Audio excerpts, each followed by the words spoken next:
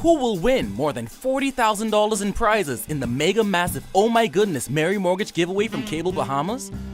Find out this Friday, January 24th, as we give away up to $25,000 in mortgage and utility payments, $10,000 in utility payments, and $5,000 in cable payments. The winners will be chosen from finalists from New Providence, Grand Bahama, ELEUTHERA, and Abaco at our mega event starting at 6:30 p.m. at Cable Bahamas Robinson Road.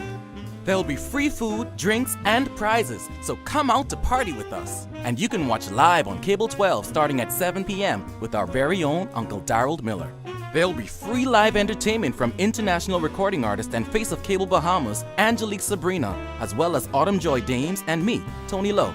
We'll see you this Friday, January 24th at Cable Bahamas Robinson Road when we give away $40,000 in prizes in the mega massive Oh My Goodness Mary Mortgage giveaway. Another round of criticism for Prime Minister Perry Christie in the wake of his gaming referendum regrets. A leader would have lived by what he had said because he would have known whether or not these can be implemented. The Immigration Department bombarded by applications for proper immigration documents. Atlantis Managing Director and President George Marcantonis weighing in on the issue of immigration checkpoints. Bikers make safety a priority on the streets, and the latest in the Police Staff Association elections. We have those stories and more coming up tonight. Good evening, Bahamas. I'm Christina McNeil, and your MB12 starts right now.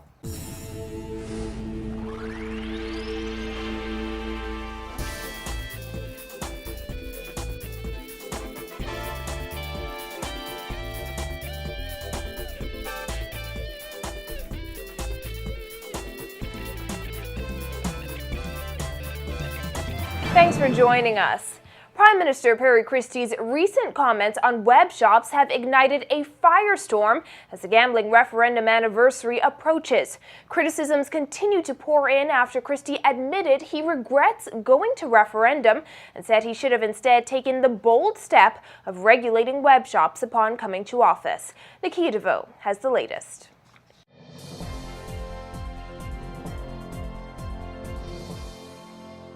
Opposition leader Dr. Hubert Minnis is the latest to weigh in on the Prime Minister's comments on web shops. Now, he says that Christie has every right to change his mind, but Minnis says on an issue as major as this one, it's a little late for regrets. Well, leadership is all about leading and making decisions that would benefit the country moving forward. That's in the best interest of the country. As a leader, you must make sometimes difficult decisions, but you must be able to defend your decision. He has demonstrated categorically that he is not a leader.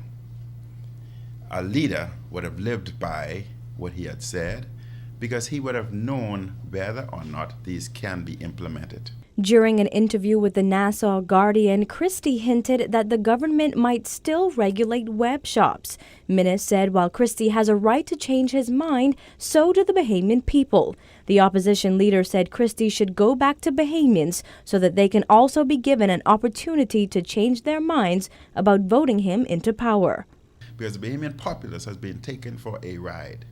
The churches have been taken for a ride. Everybody has been taken for a ride. Well, now, let's have the new mandate. You change your mind, allow the Bahamian public to change their mind.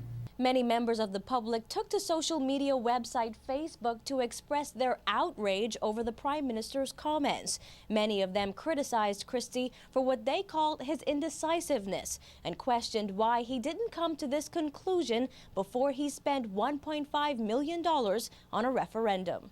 Now, we chose to withhold the names of those who posted the comments, but we'll share some of their feedback with you. One Facebooker posted, "What the government knew about web shops after the referendum, they knew before. It was a political razzle-dazzle that backfired. Make a decision and live with it." Another critic wrote, "I wish we could protest for him to pay back all that money he wasted on that referendum." A Facebook user asked, why did he waste over $1 million on a referendum and he knew this is what he wanted from the break? While another Bahamian commented, "A real leader has no regrets even after making the toughest decisions." But there are also Bahamians who say they would support the Prime Minister if he decides to regulate web shops. We also hit the streets today to get more feedback from members of the public. Most of the people we spoke to said while it is a shame that in their opinion so much money was wasted on the referendum, they believe regulating web shops is the way to go. The vote didn't go as he would hope it would go. That is why he's backtracking and talking nonsense. I feel like I think he regrets it, and he realized now he should regulate it, and I feel like he should regulate it now because there's so many people need to work, and there's not sufficient jobs in the country for those people who work in who the web shops employ, I feel like he should regulate it. So you would support that then? Yes, definitely. What about the $1.5 million that Bahamians spent on the referendum? Well, that is something ongoing now. Nothing we can do about that, but that is something could have gone, some of that could have gone in the Treasury. That would be a good idea. You think it would be a good idea? Yeah, of course, everybody needs a job, and I think it's fair. Give a web shop a chance. On January 28, 2013, voters were asked whether they support the regularization and taxation of web shops and whether they support the establishment of a national lottery. 62% of voters voted against regularizing the illegal industry, while 38% of voters were in favor of taxing web shops. Only 50% of registered voters voted. Reporting for NB12, I'm Nakia DeVoe. Well, shares in the Bahamas Telecommunications Company may go up for grabs, according to the Prime Minister. Christie also says the government has no interest in having managerial control of BTC. He revealed as much during a recent interview with the Nassau Guardian.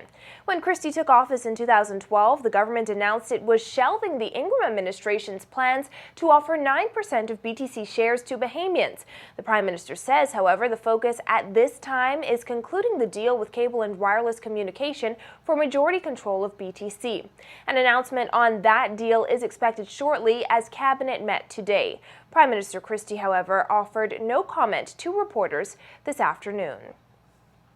The Immigration Department's roadblock exercise has been brought to the forefront of public discussion following the temporary detainment of a banking executive. Minister of Immigration and Foreign Affairs Fred Mitchell said today the department has also seen an increase in people securing their permits as the immigration checkpoints continue. Dana Smith reports. Mitchell said in response to the Immigration Department's ongoing roadblock initiative, where vehicles are stopped and its occupants ask for proof of legal residency, the Immigration Department has now been swamped with people seeking proper documentation. I'm not sure what the numbers are from this morning, but what I do know is that on Monday morning, this past Monday morning, the Department of Immigration was swamped with people. I mean, people just all over the steps, outside the doors, through the gates, so on and so forth. And that's, I'm sure that's what the reason is. I mean, it was like a madhouse. There's so many people. People seeking proper Yes, getting their proper documentation, and that's the only point. Last week, Immigration Director William Pratt said the roadblocks have been successful in capturing illegal migrants, and he said the operations will continue to happen throughout the year. He advised migrants to keep their documents with them at all times. Mitchell explained the exercise is an effort to cut down on undocumented migrants. This is about the people who are supposed to be in the Bahamas should be documented to be in the Bahamas and not undocumented. And there's a way to get documents. And if you don't have the documents, then that means you don't have the right to be here. And the law follows its course. This swarm at the Immigration Department also comes a week after UBS Bahamas Executive Director, Emmanuel Foe, was briefly detained at the Carmichael Road Detention Center. He was stopped at a roadblock and taken into custody because he didn't have his documentation on hand. Yesterday, UBS released a statement on the incident to Guardian Business. The bank said it was perturbed by the incident. Asked about that statement, Mitchell again said no official complaint has been filed. There is no complaint before the Department of Immigration for me to comment on, and so there's nothing really that I could add beside what I've said before. Immigration officers are trained to be respectful. Everything which I know indicates that all the operations have moved smoothly. There was another operation this morning, I'm told, and they followed the same procedures without incident. and I think the facts speak for themselves. UBS Bahamas also in its statement said Foe provided an electronic, certified, and notarized copy of his work permit when he was initially stopped, but was still taken into custody. Mitchell said it's up to immigration officers to determine if electronic copies would suffice at a roadblock.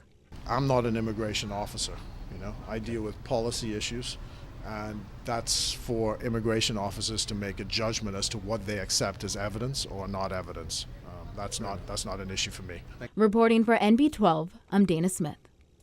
Mitchell also telling reporters outside Cabinet today that a national ID card is currently being considered by Cabinet. One point being discussed, according to Mitchell, is whether the card should be mandatory. This becomes important because there's a demand from the public about security and to know who is in the Bahamas. I'm always cognizant of the civil liberties implications of these things because it's an intrusion on your right to move around with someone asking you for an identity card. And I said that perhaps one of the ways around this issue is that the card might not be mandatory, but it could be definitive.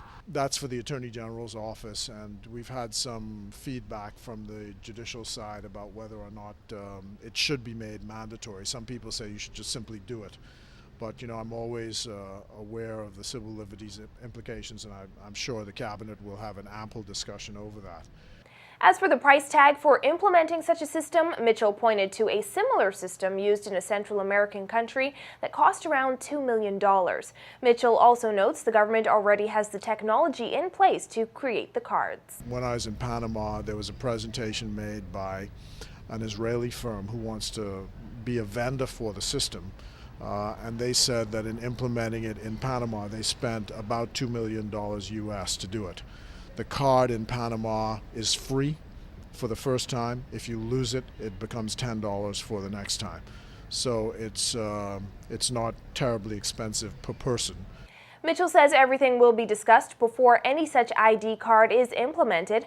As for when the country can expect to see national ID cards, he did not put a timeline on the initiative, but said the sooner the better because of public concern over illegal migration.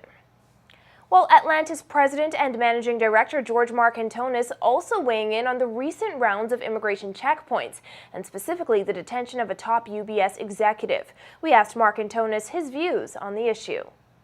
I'd like to think that it was a one-off incident. Perhaps a lot of misunderstanding going on. Who knows? I wasn't there. It wouldn't really be fair for me to comment. I don't believe that any major enterprise bases an investment decision in a nation on the occasional one-off act. There's no nation in the world where everything is perfect. But hopefully, as we said, it was an aberration and not something that's going to continue to happen. Marcantonis, however, did add that when he heard about the incident, he immediately checked his wallet to ensure he had his work permit on him.